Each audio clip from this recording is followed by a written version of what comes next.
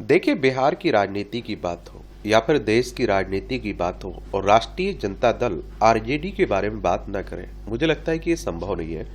लालू प्रसाद यादव ने आरजेडी का गठन कैसे और क्यों किया था, इसके बारे में हम लोग बात करते हैं, जानते हैं।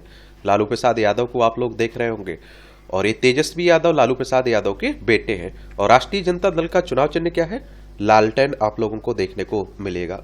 और बिहार में काफी चर्चा में रहती पार्टी, बिहार की राजधानी आपको पटना देखने को मिल जाएगी और इसकी सीमा अंतर्राष्ट्रीय नेपाल से लगती है। राज्यों में आप देखें तो उत्तर प्रदेश हो गया, झारखंड हो गया और आप देखेंगे पश्चिम बंगाल से लगती है। यहाँ विधानसभा में 243 सीटें हैं, विधान परिषद भी है जिसमें 75 सीटें हैं, राज्यसभा में 16 सीटें हैं, लोकसभा में 40 सीटें हैं। 98,940 वर्ग किलोमीटर में बिहार फैला हुआ है। जो ये चुनाव होते हैं ना, इन्हें कौन करवाता है? इलेक्शन कमीशन ऑफ इंडिया, भारतीय निर्वाचन आयोग, एक संवैधानिक संस्था है। संविधान के अनुच्छेद 324 के तहत चुनाव आयोग की स्थापना की बात की गई। 25 जनवरी 1950 में स्थापना हुई थी। 25 जनवरी को आप लोग मतदाता दिवस मनाते हैं। नई दिल्ली में हेडक्वार्टर देखने को मिलेगा। सुकुमार सेन पहले मुख्य चुनाव आयुक्त थे। तो भारत की केंद्रीय राजनीति में 1996 से 1998 के दौर को सबसे अस्थिर माना जाता है। तब लालू प्रसाद यादव जनता दल के राष्ट्रीय अध्यक्ष हुआ करते थे। उन्हें पार्टी की कमान एसआर मुंबई का नाम हवाला कांड में आने के बाद मिली थी। लालू उस दौर में अमूमन कहा करते थे, हवाला ने जनता दल को मेरे हवाले कर दिया। यानी लालू ने जब राष्ट्रीय जनता दल का गठन किया तब वे जनता दल के राष्ट्रीय अध्यक्ष होने के साथ साथ बिहार के मुख्यमंत्री भी थे। खास बात यह भी थी कि उनकी ही पार्टी के नेता प्रधानमंत्री थे। तो राजनीति में इससे सुनहरा समय क्या हो सकता है। लेकिन इसी दौर में सीबीआई ने चारा घोटाले में लालू प्रसाद यादव के खिलाफ चार्जशीट दाखिल करने का फैसला लिया। और देखिए, सीबीआई की बात करें तो सेंट्रल ब्यूरो ऑफ इन्वेस्टिगेशन की बात हो रही है। 1 अप्रैल 1963 में स्थापना हुई थी। नई दिल्ली में हेडक्वार्टर देखने को मिलेगा। चारा घोटाले में लालू प्रसाद की संलिप्तता की सीबीआई जांच की फाइल वैसे तो अटल बिहारी वाजपेयी की 13 दिनों की सरकार के दौरान खुली थी, लेकिन उसे आगे बढ़ाने का काम एचडी देवगौड़ा की सरकार के समय किया गया था। बिहार में समाजवादी राजनीति पर से लंबे समय से जुड़े रहे प्रेम कुमार मनी कहते हैं, एचडी देवगौड़ा परिस्थिति वश प्रधानमंत्री तो बन गए थे, लेकिन वे लोकप्रिय नेताओं से कॉम्प्लेक्स महसूस करते थे। पहले उन्होंने हेगड़े को हटवाया, उसके बाद लालू जी पर अंकुश लगाने का रास्ता उन्हें मिल गया था। इंद्र कुमार गुजराल ने अपने आत्मकथा मैटर्स ऑफ डिस्क्रिएशन में कई जगहों पर इसका जिक्र किया कि देवगौड़ा लालू को पसंद नहीं करते थे। उन्होंने एक प्रसंग में लिखा कि मुझे पता चला कि लालू प्रसाद यादव पीएम निवास पर 2.5 घंटे तक बैठे रहे थे और जब तक कि देवगौड़ा ने सीबीआई डायरेक्टर को वहां नहीं बुलवा लिया था। कई राजनीतिक विश्लेषक यह भी मानते हैं कि लालू प्रसाद यादव की नाराजगी की कीमत के चलते ही देवगौड़ा को प्रधानमंत्री पद गंवाना पड़ा था। चारा घोटाले की जांच को लेकर लालू यादव शरद यादव के साथ कई बार देवगौड़ा से मिल चुके थे, लेकिन उन्हें लग रहा था कि हमारा ही प्रधानमंत्री हमारे काम नहीं आ रहा है। देवगौड़ा की मुश्किल तब बढ़ गई जब कांग्रेस में नरसिम्हा राव की जगह सीताराम केसरी का दौर शुरू हुआ था। लालू प्रसाद यादव और सीताराम केसरी की आपस में बहुत बनती थी। लालू सार्वजनिक तौर पर उन्हें चाचा केसरी कहते थे। और आप देखिए, सीताराम केसरी के संयुक्त मोर्चा सरकार से समर्थन वापस लेने की वजहों पर प्रेम कुमार मनी कहते हैं, देवगौड़ा को प्रधानमंत्री के तौर पर देखकर कई लोगों के मन में प्रधानमंत्री का ख्याल उस दौर में आ रहा था और सीताराम केसरी भी उनमें से एक थे। क्या थे? उनमें से एक थे। और अपनी आत्मकथा में इंद्र कुमार गुजराल ने लिखा कि निजी बातचीत में कभी सीताराम केसरी ने टॉप पोस्ट के लिए इच्छा नहीं जताई थी, लेकिन देवगौड़ा सरकार से समर्थन वापसी के बाद उन्होंने सरकार बनाने की दिलचस्पी जरूर दिखाई थी। हालांकि उन्हें कोई कामयाबी नहीं मिली। आरजेडी की अगर विकिपीडिया के हिसाब से बात करें तो 5 जुलाई 1997 को स्थापना हुई थी। देवगौड़ा की जगह संयुक्त मोर्चा ने इंद्र कुमार गुजराल को प्रधानमंत्री बनाया। गुजराल को भी लालू प्रसाद यादव की पसंद बताया गया था, पर उनके शासन में ही सीबीआई का शिकंजा लालू प्रसाद पर कसता गया। ऐसी एक दोपहर सीबीआई के प्रमुख जोगेंद्र सिंह ने मीडिया चैनलों को इंटरव्यू देते हुए कहा, हम लोगों के पास जो सबूत है उसके आधार पर हम बिहार के मुख्यमंत्री लालू प्रसाद यादव के खिलाफ चार्जशीट दाखिल करेंगे। हम उसकी प्रक्रिया पूरी कर रहे हैं। लालू ने जब किया पीएम गुजराल को फोन, तो आप देखिए, वरिष्ठ राजनीतिक पत्रकार शंकरचरण ठाकुर ने अपनी पुस्तक द ब्रदर्स विहारी में लिखा कि लालू प्रसाद यादव उस दिन सुबह सुबह अपने परिवार के साथ एक आयोजन में अपने गांव निकल गए थे। वापस गांव लौटने के बाद जब उन्होंने टीवी खोला तो तो दिन की सबसे बड़ी खबर पर नजर जाते ही वे भड़क गए। उन्होंने प्रधानमंत्री इंद्र कुमार गुजराल को फोन करके कहा, क्या हो रहा है ये सब क्या बकवास करवा रहे हैं? एक पीएम को हटाकर आपको बनवाया, आप भी वही काम कर रहे हैं। साकरसर ठाकुर के मुताबिक लालू प्रसाद यादव ने 27 अप्रैल 1997 की उस रात को संयुक्त मोर्चा के तमाम बड़े नेताओं यानी चंद्रबाबू नायडू, ज्योति बसु, इंद्रजीत गुप्ता, शरद यादव को फोन किया। सबने उनसे यही कहा कि अगर चार्जशीट दाखिल होती है तो मुख्यमंत्री पद से इस्तीफा देना चाहिए। इस घटना का जिक्र इंद्र कुमार गुजराल ने अपनी आत्मकथा मैटर्स ऑफ डिस्क्रिएशन में भी किया। उन्होंने लिखा कि जब लालू प्रसाद यादव का फोन आया तो मैंने कहा कि मुझे भी अभी कुछ मिनट पहले ही इसकी जानकारी मिली। मैं फोन रखता तब तक लालू प्रसाद यादव के सहयोगी प्रेमचंद गुप्ता, उनके वकील कपिल सिब्बल आ गए। गुजराल ने लिखा कि उन्हें प्रधानमंत्री बने एक ही सप्ताह हुआ था। ना तो उन्होंने इस घोटाले के बारे में कुछ देखा था और ना ही पदभार संभालने के बाद वे सीबीआई के किसी अधिकारी से मिले थे। उन्होंने यही बात प्रेमचंद गुप्ता और कपिल सिब्बल के सामने दोहराई थी। लालू प्रसाद यादव पर कानून का संकट कसता जा रहा था और उनके साथी उनका साथ छोड़ते जा रहे थे। आखिर में 17 जून 1997 को बिहार के राज्यपाल AR किदवई ने लालू प्रसाद यादव के खिलाफ चार्जशीट दाखिल करने की अनुमति दे दी, जिसके बाद भी लालू प्रसाद यादव को ये दोहराते रहे कि उन्हें साजिश का शिकार बनाया जा रहा है। वे बिहार के मुख्यमंत्री पद से इस्तीफा नहीं देंगे। पार्टी वरिष्ठ नेता शिवानंद तिवारी कहते हैं कि जिस तरह से सिलेक्टिव होकर लालू को फंसाया गया और जिस तरह से उन्हें एक ही मामले में कई बार सजा दी जा रही है, यह सब लोग समझ रहे हैं। ये मैं इसलिए नहीं कह रहा हूं कि मैं आज लालू के साथ हूं, बल्कि इसलिए कह रहा हूं क्योंकि ये सब होते हुए मैंने नजदीक से देखा है। जनता दल के लोगों ने भी छोड़ा साथ। उनकी इस जिद से संयुक्त मोर्चा सरकार के सामने भी संकट बढ़ रहा था और इस मुद्दे पर भारतीय कम्युनिस्ट पार्टियों ने इंद्र कुमार गुजराल पर दबाव बनाना शुरू किया कि वे लालू प्रसाद यादव का इस्तीफा करवाए। राज्य के राज्यपाल की अनुमति के बाद जनता दल के अंदर से भी लालू प्रसाद यादव के खिलाफ विरोध की आवाज आने लगी थी। रामविलास पासवान और शरद यादव ने उनके इस्तीफे की मांग की, नहीं तो गुजराल पर लालू यादव की सरकार बर्खास्त करने का दबाव बढ़ रहा था। और आप सोच के देखिए, इसलिए तो कहते हैं कि राजनीति में ना कोई स्थायी शत्रु होता है, दुश्मन होता है, ना ही कोई स्थायी दोस्त होता है। आज जो लेफ्ट की पार्टियां हैं, जो कांग्रेस है, वो लालू प्रसाद यादव के साथ है, आप देख ही रहे हैं।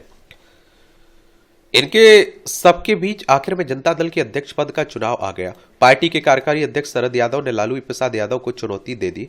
लालू यादव ने अपनी पुस्तक राजनीतिक यात्रा गोपालगंज टू रायसीना में राष्ट्रीय जनता दल के गठन की वजह बताते हुए कहा, जुलाई 1997 में पार्टी के अध्यक्ष पद का चुनाव होना था।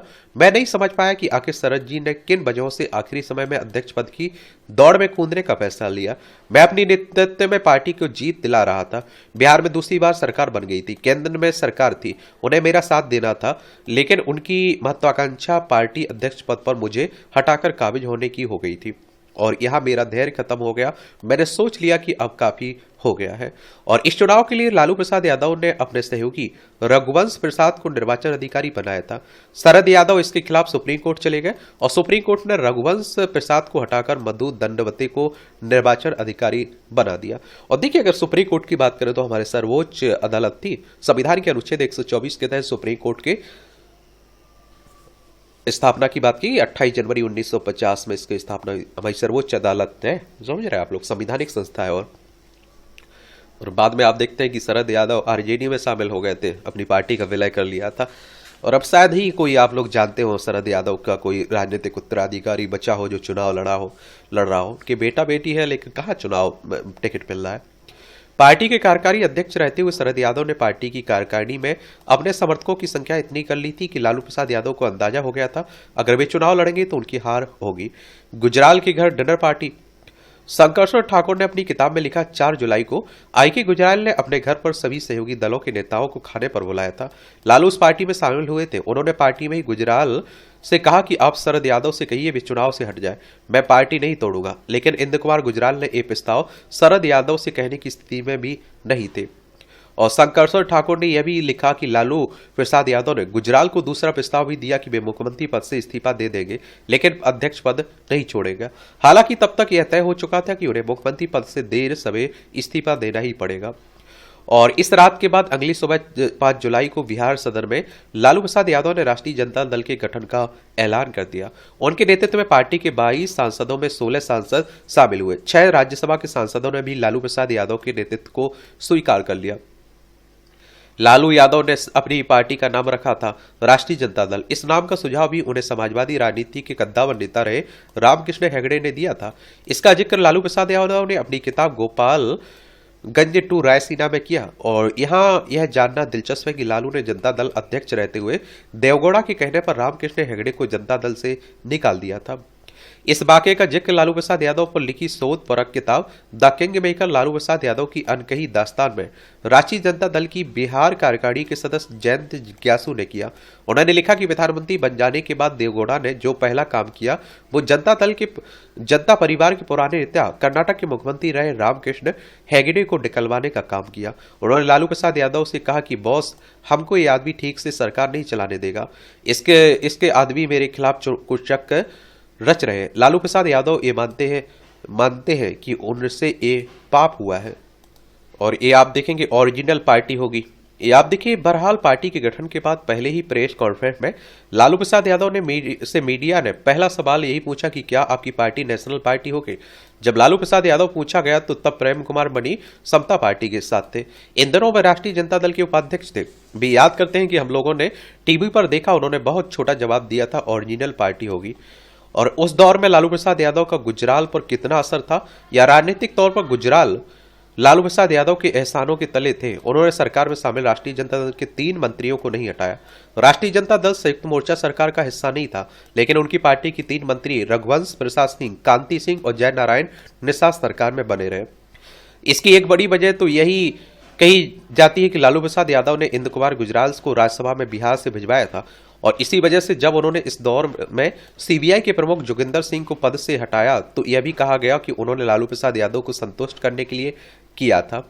लालू प्रसाद यादव के सामने क्या अपनी ही पार्टी को तोड़कर अलग रास्ता चुनने का कोई विकल्प नहीं बचा था। इस बारे में पूछे जाने पर पार्टी के उपाध्यक्ष तनवीर हसन बताते हैं कि कोई विकल्प नहीं बचा था। लालू प्रसाद यादव के पास इतना बड़ा जनाधार था, लेकिन साजिश करके उनको फंसाया गया। लालू प्रसाद यादव को फंसाने का खेल कोई 1996-97 में अचानक नहीं आया।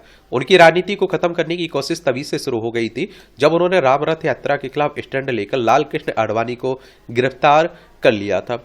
शिवानंद तिवारी इससे सहमति जताते हुए कहते हैं, लालू ने जो स्टैंड ब्राह्मणवाद के खिलाफ लिया, जो स्टैंड बीजेपी और आरएसएस के खिलाफ लिया, उस स्टैंड की कीमत उन्हें चुकानी पड़ रही है।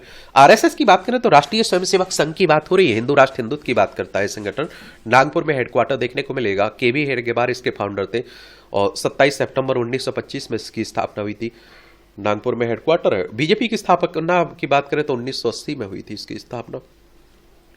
लेकिन लालू प्रसाद यादव के 5 जुलाई 1997 को पार्टी का गठन करने से ज्यादा लोग उस समय अचरज में पड़ गए जब 24 जुलाई 1997 को उन्होंने दुनिया को चौंकाते हुए अपनी पत्नी राबड़ी देवी को बिहार का मुख्यमंत्री बनवा दिया। बिहार को इसके साथ ही पहली महिला मुख्यमंत्री मिली। लेकिन लालू प्रसाद यादव की इस रणनीतिक फैसले की खूब आलोचना हुई, लेकिन इस बहाने सरकार की कमान लालू प्रसाद यादव के हाथों में ही बनी रही। 30 जुलाई 1997 को उन्होंने चारा घोटाले मामले में सरेंडर किया। उसके बाद उन पर कानूनी कार्रवाइयों का दौर चलता रहा। पार्टी के तौर पर राष्ट्रीय जनता दल ने भी इस सफर में तमाम उतार चढ़ाव दिखे। साल 2000 में राबड़ी देवी थोड़े कम बहुमत के साथ सरकार में वापसी करने में कामयाब हुई, लेकिन तब तक लालू प्रसाद के 2 साले साधु यादव सुभाष यादव की पार्टी में चलने लगी थी। 2004 में लालू प्रसाद केंद्र की यूपीए सरकार में रेल मंत्री बने और उनके सहयोगी रघुवंश प्रसाद ग्रामीण विकास मंत्रालय के मंत्री बने। राज्य में 15 साल के शासन में सामाजिक न्याय की तस्वीर बेहतर जरूर हुई थी, लेकिन अव्यवस्था अपराध का बोलबाला बढ़ गया। इन सब के चलते भारतीय जनता पार्टी के साथ मिलकर नीतीश कुमार ने 2005 में राजद को बाहर का रास्ता दिखाया। महागठबंधन ने दिखाई ताकत।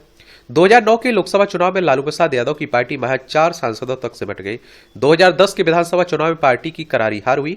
जब लालू प्रसाद यादव की राजनीतिक रूप से खत्म होने की चर्चा होने लगी, तब उन्होंने नीतीश कुमार के साथ हाथ मिलाकर नरेंद्र मोदी की लोकप्रियता और बीजेपी के संसाधनों को 2015 में रोक दिया। नीतीश कुमार महागठबंधन के मुख्यमंत्री बने, लेकिन 20 महीने बाद उन्होंने फिर से पाला बदल लिया। चारा घोटाले के मामले में सजा मिलने के बाद लालू प्रसाद यादव की संसद सदस्यता चली गई और सक्रिय राजनीति में वे हिस्सा नहीं ले सकते थे। पहले पत्नी फिर बच्चों को राजनीति में लाने के चलते लालू प्रसाद यादव पर परिवारवाद के आरोप भी लगते रहे।